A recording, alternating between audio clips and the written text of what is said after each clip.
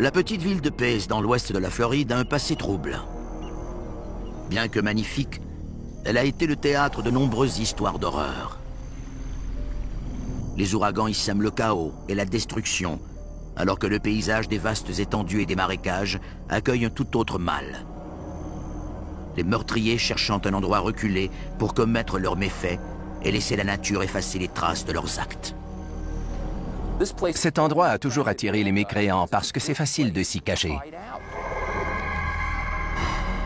Justin, it's time to get up, son.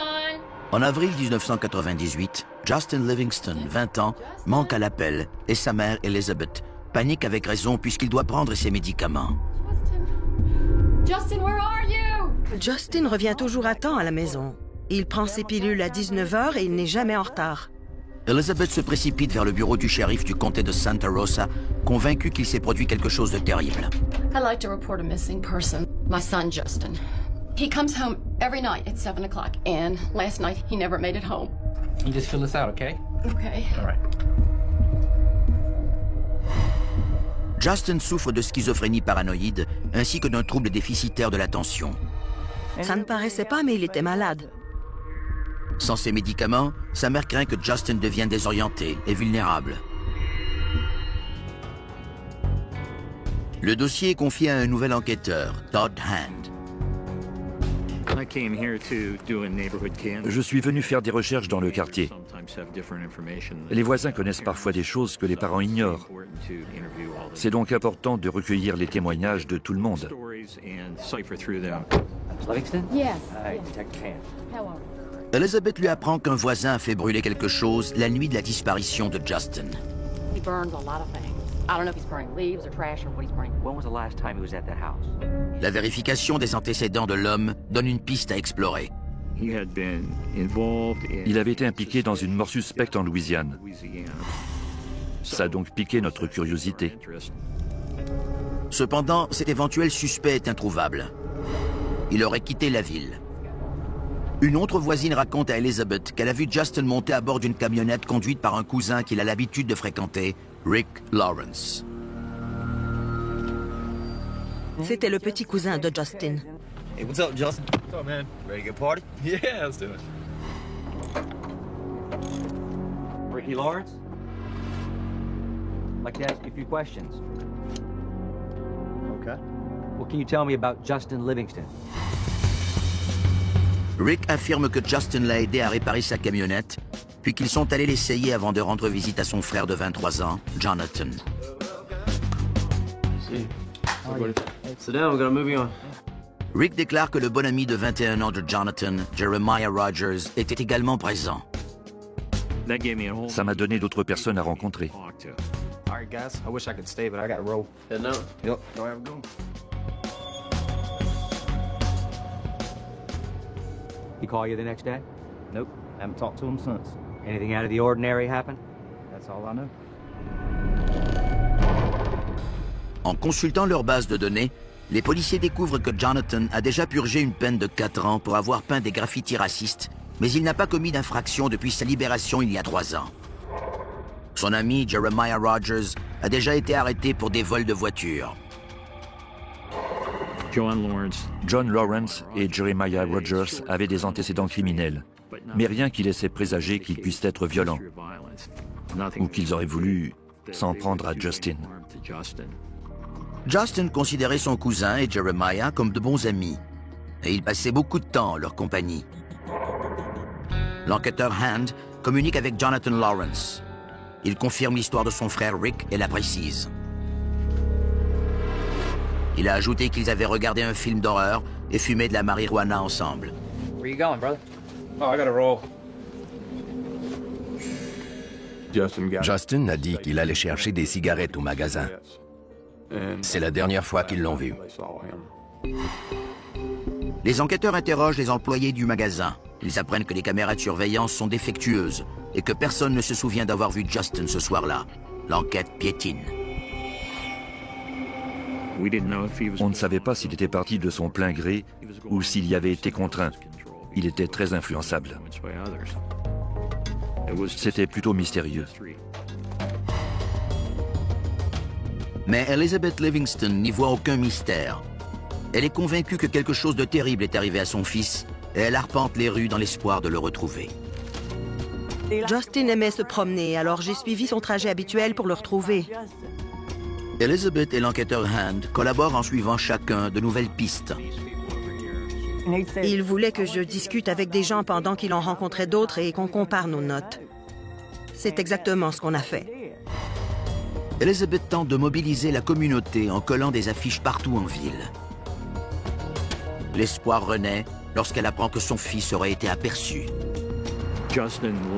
Certains ont dit que Justin était parti en Louisiane avec une fille. D'autres l'avaient aperçu dans des épiceries. C'est pour ça qu'on tenait compte de la possibilité qu'il soit encore vivant et dans les parages. En fait, on croyait qu'il était parti de la maison pour aller habiter chez un inconnu ou chez des amis. On espérait encore qu'il rentre chez lui. Mais certains témoignages sont plus inquiétants. On nous a rapporté que quelqu'un aurait été battu dans le bois et que cette personne était Justin Livingston. Un shérif adjoint du comté de Santa Rosa, qui intervenait en milieu scolaire, a aussi raconté qu'un étudiant lui avait dit avoir trouvé un cadavre dans un boisé. Ces renseignements ont évidemment attiré notre attention. L'étudiant nous a conduits jusqu'à l'endroit où il avait vu le corps, mais on n'a rien trouvé. Même après des fouilles intensives, ça n'a rien donné. Les enquêteurs étaient dans une impasse. Était-ce un canular? Était-il au bon endroit? Que se passait-il vraiment? Les affiches d'Elizabeth mentionnent que Justin a disparu après avoir visité Jonathan Lawrence et Jeremiah Rogers. Mais l'annonce lui attire des ennuis. Elizabeth, what is this, huh? Ces affiches présumaient que Rogers et Lawrence avaient quelque chose à voir avec cette disparition. Et ils étaient furieux. We don't want our names on there. They're gonna think we had something to do with You were it. the last two to see him. Deal with them. Take them down. C'était déplacé et ça m'a rendue furieuse. C'est à ce moment-là que j'ai commencé à les suspecter. Les parents de la petite communauté rurale de Pace, en Floride, s'inquiètent de la disparition de Justin Livingston, un jeune homme de 20 ans. Tout le monde se demande ce qui a bien pu arriver à Justin. Les parents s'inquiètent pour la sécurité de leurs enfants. Les voisins se creusent la tête pour trouver des indices. Justin est porté disparu depuis plus d'une semaine et sa mère cherche désespérément des réponses. Je sentais la mort partout. Je me disais qu'il avait été tué et abandonné quelque part. Le bureau du shérif envoie un chien renifleur sur place. Il détecte une odeur.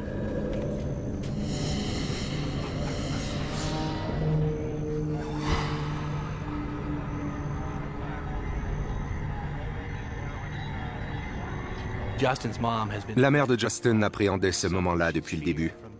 Elle craignait que quelqu'un lui ait fait du mal. Mais même un novice pourrait affirmer que les os sont ceux d'un petit animal. On n'a pas trouvé de restes humains.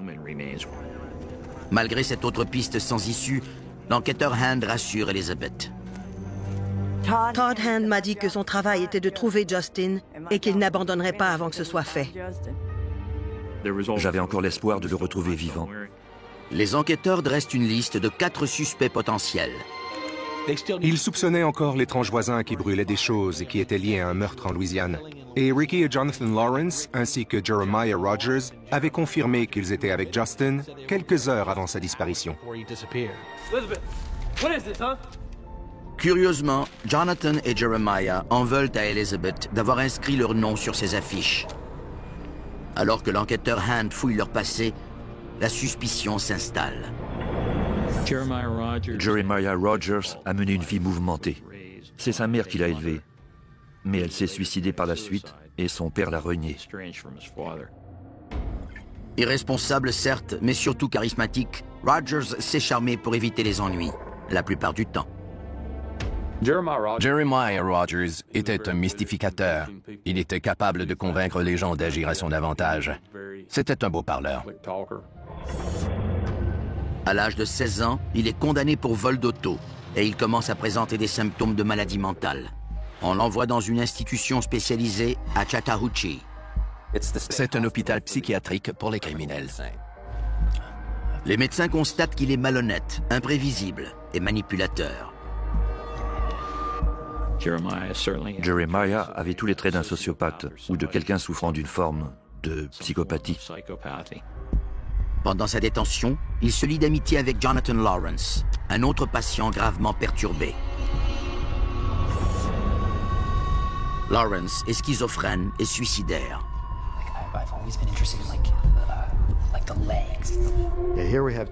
Nous voici devant deux personnes déséquilibrées, chacune à sa façon.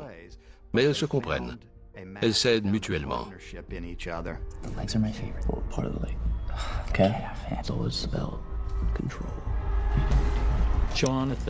Jonathan Lawrence a eu une enfance difficile, marquée par la violence.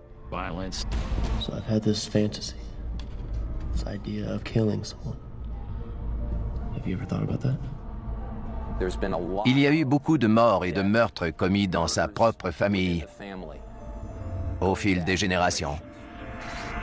À l'âge de 4 ans, Jonathan est impliqué dans un accident de voiture qui lui cause des dommages au cerveau. Quand il a 11 ans, le malheur frappe à nouveau. Son père doit purger une peine de 4 ans pour avoir agressé sexuellement sa demi-sœur. Ensuite, sa maison est incendiée. Mais le pire reste à venir. Check out the shotgun I just got. Yeah. Man, where'd you get this? Down the street. Come on, check it out, bro. Un soir, Jonathan, alors âgé de 15 ans, et son frère aîné Wesley sont à la maison avec des amis. Hey, you guys ever play Mississippi roulette? Wesley et d'autres jeunes jouaient avec un fusil. Take the shotgun, right? Slam it on the ground. If it goes off, you lose. Ils buvaient et fumaient de la marijuana. That's it? Yeah, that's it. Come on, let's try it. You ready? All right, here we go. All right, you're up. It's not gonna go off. I don't know. Just do it. Just do it. Yep. That's it. All right. Come on, brothers, your turn. You read out. Come on. You ready? You ready? Go ahead. Oh! Le coup est parti accidentellement. Wesley meurt instantanément d'une balle à la tête. La mort de son frère a profondément bouleversé Jonathan. Je l'ai déjà entendu dire que tout le monde aurait dû mourir et pas juste son frère. La tragédie a marqué Jonathan. Il devient plus sombre et haineux. Il se tourne vers les groupes prônant la suprématie de la race blanche. À 18 ans, il est arrêté pour avoir profané une église afro-américaine avec des graffitis racistes. Il est condamné à 4 ans de prison et il aboutit à Chattahoochee où il rencontre Jeremiah Rogers, un être tout aussi ténébreux et fasciné par la mort. 3 semaines après la disparition de Justin, l'enquêteur Hand retrouve Jonathan Lawrence. Il le convainc de le suivre au poste de police pour se soumettre au détecteur de stress vocal. Le test devrait révéler s'il dit la vérité. Do you know where Justin is? No. Are you telling me the truth? Absolutely. Yes, I am. Les résultats du test du détecteur de stress vocal révèlent que Jonathan Lawrence dit la vérité. Jonathan Lawrence est donc blanchi pour l'instant. Pendant ce temps, Jeremiah Rogers courtise une employée d'une épicerie. You know what I'm gonna ask? Go out. I can't. I don't really even know you. What's the harm? Cette étudiante de 18 ans, Jennifer Robinson, se laisse leurrer et accepte son invitation. We'll have a good time. Come on, what do you say? Okay, fine. Yeah? Fine, yeah. Elle voyait la vie du bon côté. Elle avait de l'espoir et des rêves quand Rogers est entré dans sa vie. Ça n'a pas été le coup de foudre, mais elle était contente qu'on l'invite. Elle avait hâte de sortir avec lui.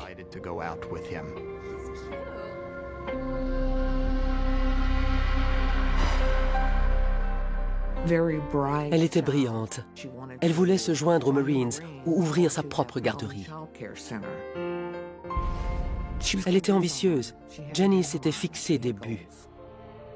Elle était très douce. Elle avait le cœur sur la main. Il avait un beau sourire. Il m'a dit qu'ils iraient visiter quelques amis. Il était très respectueux et poli dans ses réponses. Il m'a dit qu'il prendrait soin d'elle.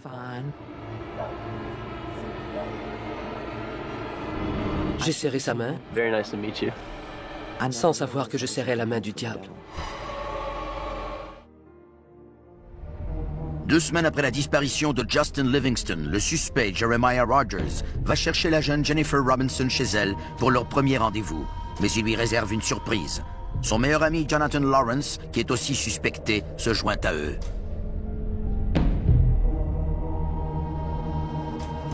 Il se dirige vers un endroit isolé, près de l'un des nombreux marécages qui entourent la ville. That's a lot. No. It's good. Jenny imagine qu'elle va passer une soirée agréable. Elle ignore les véritables intentions des hommes qui l'accompagnent. Good. It's good, right? Yeah, it's good. Dans le but de l'enivrer et de la désorienter, ils servent à Jenny des mélanges d'alcool forts. Take your jacket off. You'll feel better. Okay. It is a little warm. Jonathan s'éloigne pour laisser Jeremiah et Jenny seuls. C'est la nuit tant attendue par les 2 amis. C'est cette nuit qu'ils réaliseront leurs fantasmes les plus tordus.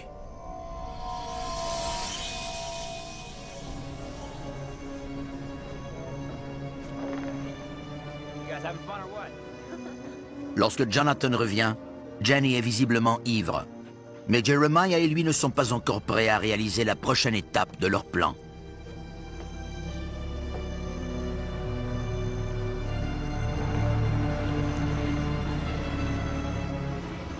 Jeremiah arrête soudainement la camionnette et dit à Jenny qu'il voit des plants de marijuana dans le champ.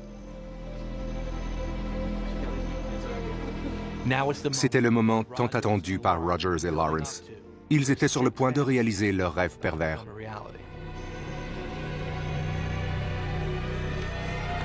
I don't see anything. Rogers dégaine son arme, mais il est incapable d'appuyer sur la détente. I think we're in the wrong spot. What? Yeah. Okay. Come on, let's get back to the truck. We'll find it. All right.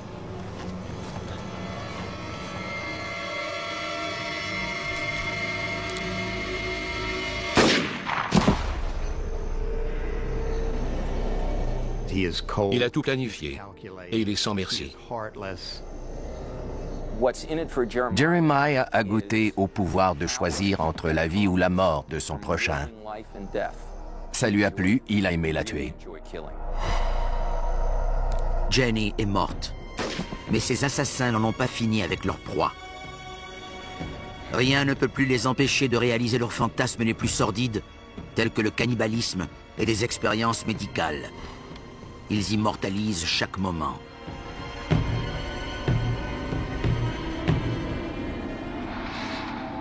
Le lendemain matin, Diane MacDonald vit le pire cauchemar de tout parent. Sa fille n'est pas rentrée après son rendez-vous avec un inconnu. Son lit n'avait pas été défait. Je n'arrivais pas à croire qu'elle ait passé la nuit dehors. Jenny ne faisait pas ce genre de choses. Ce n'était pas dans ses habitudes. Quelque chose n'allait pas. Diane fait plusieurs appels et personne n'a vu sa fille. Elle appelle finalement le nouveau copain de Jennifer et elle craint immédiatement le pire. Hello? I'm sorry, who's this? So at first, Jeremiah prétend d'abord ne pas connaître Jennifer. Mais sa mère insiste. Alors il enchaîne les mensonges. Yeah, no, we were hanging out last night. She was getting a little too obnoxious. I dropped her off on the side of the road. I'm sorry, lady. Your daughter's not my responsibility. C'est louche. Quand un garçon vient vous rencontrer et qu'il vous serre la main en vous promettant de veiller sur votre fille et que le lendemain de sa disparition, il dit qu'il n'en est pas responsable. J'étais sûr qu'il lui avait fait du mal. Je me suis dit qu'il l'avait agressée sexuellement, qu'il l'avait battue et qu'il l'avait abandonnée. Je devais la retrouver. J'ai appelé le bureau du shérif du comté. Diane est furieuse. Pendant qu'elle attend les policiers, elle appelle des amis de la famille, des durs à cuire selon elle, pour qu'ils aillent interroger Jeremiah Rogers. Pendant ce temps, Rogers montre à son frère Elijah des photos dérangeantes. Des trophées macabres de sa nuit de carnage. Les amis de la mère de Jennifer arrivent avant qu'Elijah ne puisse en savoir plus. Where is Jenny? Jenny? Ils sont prêts à tout pour faire parler Rogers. Son frère panique et sort son arme.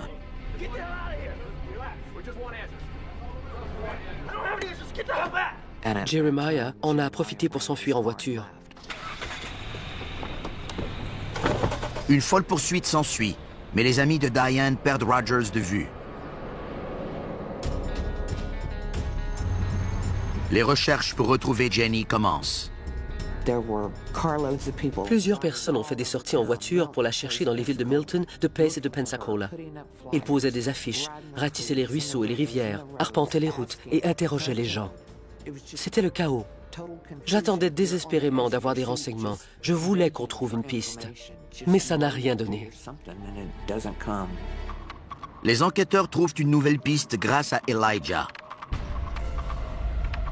C'est son propre frère qui a appelé la police. Les photos du meurtre de Jenny l'avaient complètement bouleversé. Les policiers craignent maintenant devoir enquêter sur 2 meurtres, celui de Jenny et celui du jeune Justin Livingston. L'enquêteur Hand se présente au domicile de Jonathan Lawrence sans mandat de perquisition, mais en quête de réponse. You mind if I take a look around your house? Yeah, go ahead. Just take a minute. Be right out. Thanks. L'intérieur était meublé d'objets bizarres, tels que des crânes d'animaux, des couteaux et de l'attirail pour fumer de la marijuana. La décoration était, selon moi, très étrange. Les craintes de Todd Hand se confirment dans la cuisine. J'ai trouvé une photo dans la poubelle. Ça semblait être la photo d'une femme morte. Tout nous portait à croire que c'était Mademoiselle Robinson. Lawrence est arrêté et interrogé par les enquêteurs.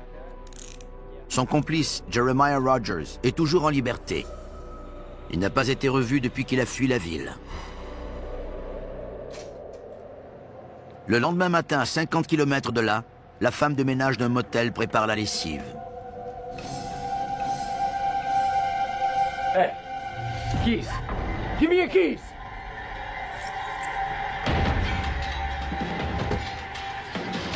La femme de ménage raconte l'incident terrifiant à la police et le signalement de sa voiture volée est communiqué à tous les agents. Il n'a pas fait de mal à la femme de ménage parce que ça ne faisait pas partie de son plan. C'était un geste non prémédité et tout à fait spontané. Rogers est aperçu au volant de la voiture volée et une poursuite s'ensuit. Les agents installent une bande cloutée pour faire éclater les pneus de l'auto de Rogers. La manœuvre réussit et le véhicule s'arrête.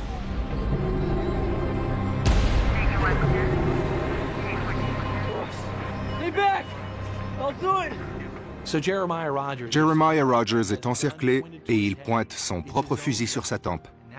Dans son esprit complètement tordu, il veut qu'on le prenne en pitié. Il menaçait de se suicider parce qu'il n'avait aucun autre otage avec lui dans la voiture. C'était son seul moyen de pression, sa seule option de négocier avec les policiers.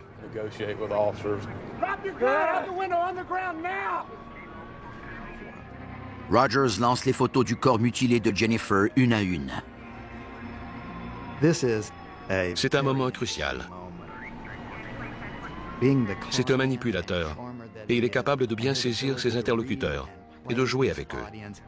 Il cherche à attirer leur sympathie. Il veut être perçu comme quelqu'un qui a besoin d'aide et il sait qu'ils ne veulent pas qu'il se suicide.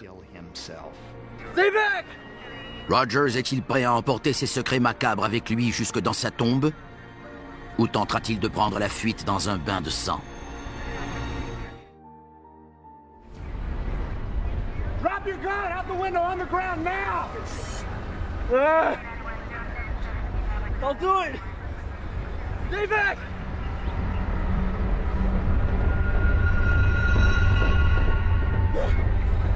Depuis 5 heures, Jeremiah Rogers, un suspect de meurtre, est encerclé par la police après une poursuite endiablée.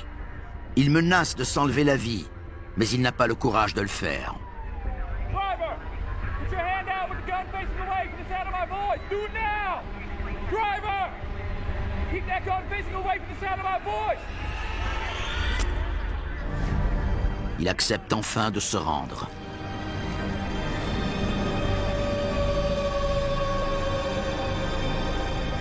I don't care what happens to me now.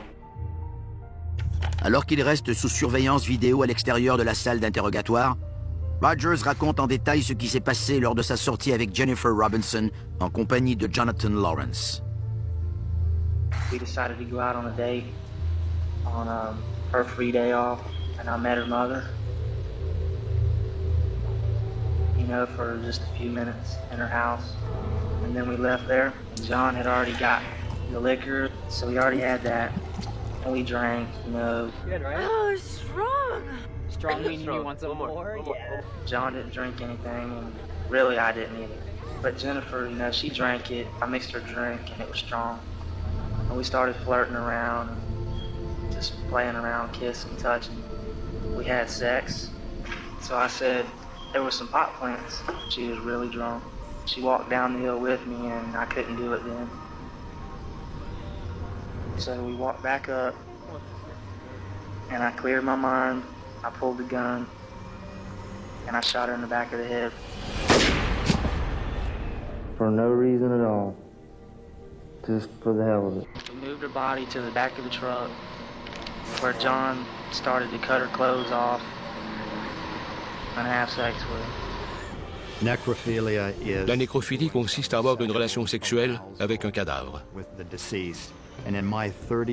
En 30 ans de métier, je n'ai jamais rencontré un seul cas de nécrophilie. C'est très rare. He was getting his scalpel out, the camera out. Ils ont photographié le corps de Jennifer dans des poses sexuellement explicites. When he started cutting a piece of her leg off, I took the picture. I took every picture that was taken over. Ces photos permettaient à Rogers et à Lawrence d'immortaliser cet instant, afin de revivre tout ce qui s'était produit. Ce n'était pas qu'un rappel des images, mais des sensations psychologiques qui y étaient associées, comme la stimulation, l'excitation et l'euphorie du moment. I ruined her life, her family's life, and after doing all of that, mine don't seem worth as much. I pray to God I get death row. Son complice, Jonathan Lawrence, collabore aussi et ajoute des détails encore plus morbides. So I uncovered her right leg and just cut her calf off. You cut it off, then what'd you do with it? I put it in a Ziploc bag and put it in some ice and stuck it in a cooler and took it home. Pendant son interrogatoire, Jonathan Lawrence était très calme. Il ne démontrait aucune émotion. Depuis plusieurs mois, Lawrence et Rogers étaient obsédés par l'idée d'enlever et de tuer une femme. Une des choses que Jonathan rêvait d'essayer, c'était d'ouvrir un corps, de le vider et de le remplir de pierres pour ensuite en disposer, par exemple dans l'océan ou un lac. C'était une pratique courante à l'époque de la Révolution américaine.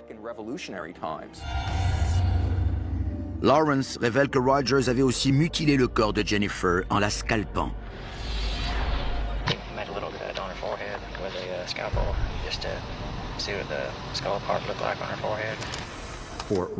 Pour Rogers, le scalp était comme un trophée. C'était le symbole de sa puissance. Enfin satisfaits, les deux hommes brûlent les vêtements de Jennifer et ils enterrent son corps dans la forêt. En rentrant chez lui, Jonathan place le muscle de la jambe de Jennifer au congélateur. C'est là que les enquêteurs le retrouveront. Il avait l'intention d'en faire des filets pour les manger. C'est clair qu'il avait de réelles intentions cannibales.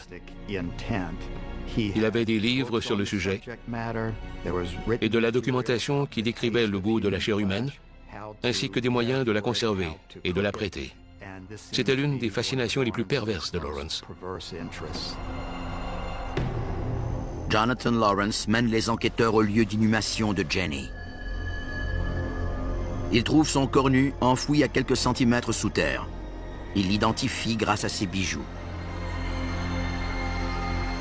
Les enquêteurs ont dû annoncer la nouvelle le jour de la fête des mères. On m'a remis 3 colliers et une bague. C'est tout ce qui m'est revenu de la sortie de Jenny. Quand ils m'ont confirmé qu'ils avaient retrouvé le corps de Jenny, ma souffrance a été si épouvantable que j'ai eu l'impression de recevoir un coup de massue en pleine poitrine. Ma douleur émotionnelle était tellement forte que je la ressentais physiquement. J'ai rêvé à elle pendant plusieurs années. Je la voyais à l'arrière de cette camionnette.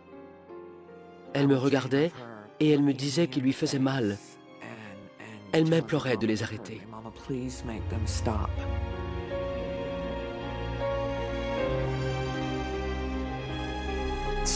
Quelqu'un a improvisé un petit monument à cet endroit.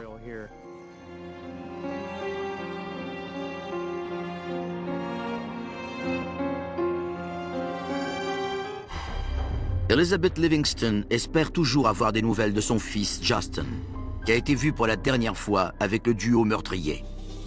Jonathan Lawrence a tout avoué à propos de l'assassinat de Jenny, mais il maintient qu'il ne sait rien de la disparition de Justin. And what do you know about Justin? He's just still missing and I don't have any idea where he is. Did you have anything to do with him disappearing? No. Okay. I'm going to terminate the interview at this time. Toutefois, Jeremiah Rogers avoue tout. Il était particulièrement bavard. Il en parlait avec fierté. Selon Rogers, Justin les énervait et c'est ce qui les a motivés à concevoir un plan machiavélique. Pendant que Justin regardait un film avec eux, Lawrence a fait signe à Rogers.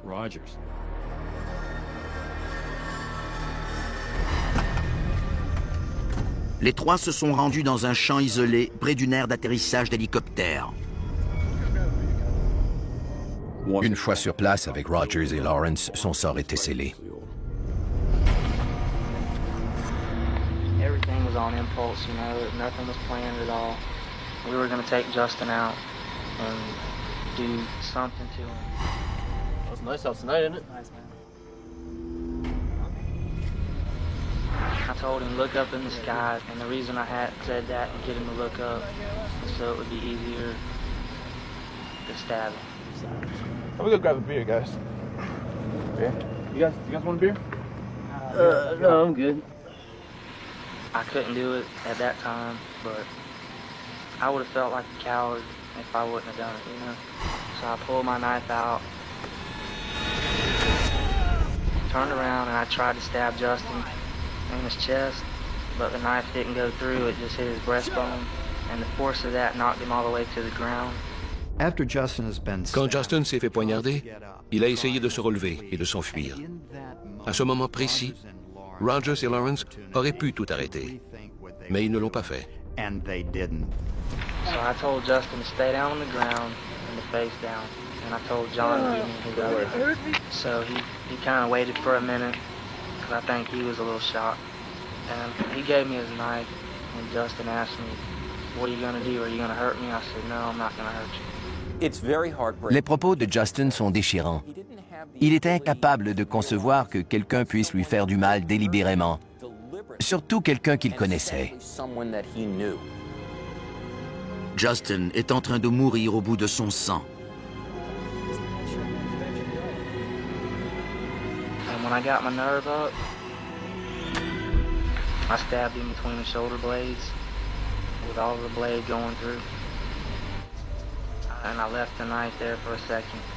And he tried to get up, and he got to his hands and knees.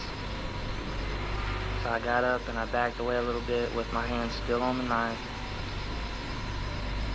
And I told him just lay down. So when he laid back down, I took the knife out, turned away from him, and I threw the knife down. And John grabbed the knife, but he couldn't do it then, so he just stood there for a little bit. Justin, during all this time, is still talking, he's still hearing, he can see. Ils étaient en train de tuer ce garçon en le poignardant à répétition tout en tentant de le convaincre que tout allait bien. Pardon? Vous êtes en train de me poignarder et tout va bien? Ça prouve à quel point ils étaient calculateurs et sans pitié. After looking at him, I wished that he would hurry up and die because I didn't like to see him like that. And he wouldn't die for a long, long time, you know. Is he suffering? Yeah, I think so. And I thought, too late to turn back. I can't stab him again, so I didn't know what else to do but take my flannel shirt off, put it around his neck, and twist it until he was dead. And John came over and stabbed him. To his count, it was about 17 times in the back. Alors que les enquêteurs croient avoir toutes les réponses, les tueurs leur révèlent que ce n'est pas tout. Il y a une autre victime. Dans l'après-midi du 11 mai 1998, un mois après la disparition de Justin Livingston, Jeremiah Rogers conduit les enquêteurs à son dernier lieu de repos. Une fosse peu profonde qu'il a creusée avec son complice, Jonathan Lawrence. Justin s'est étouffé avec son propre sang. Il est mort lentement, au bout de son sang. Quant au motif du meurtre de Justin Livingston, les suspects ont précisé durant les interrogatoires que Justin les énervait parce qu'il voulait toujours se tenir avec eux. Il cherchait leur attention, ce serait pour ça qu'ils l'ont tué. Pourquoi l'aurait-il attiré là pour le poignarder, à part la simple exaltation de le faire?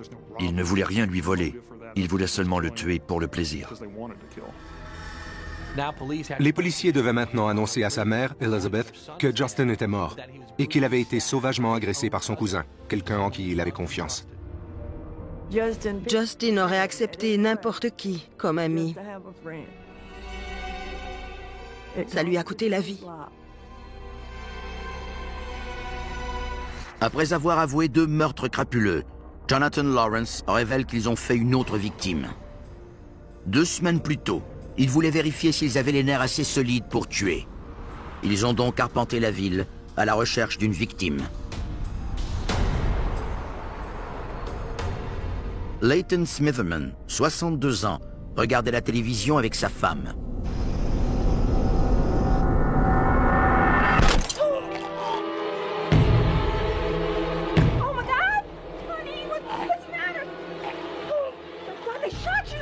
Just gonna want to scare this guy. He went up to the window and fired 1 shot and come back real fast. He said he scared him real good. He just thought it was real funny.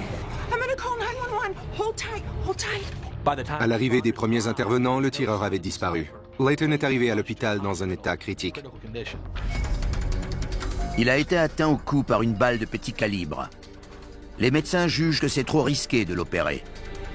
Leighton Smitherman survit à l'attaque, mais la balle restera coincée dans son cou à jamais. Grâce à Dieu, la balle n'a rien touché de vital. Je crois que si elle avait touché l'artère, je serais mort ou dans un état végétatif. Pour eux, cette attaque était une sorte de pratique. Ils tentaient non seulement de vérifier s'ils avaient la force de commettre de tels crimes, mais aussi de mettre leur relation à l'épreuve. C'était un gage de fidélité.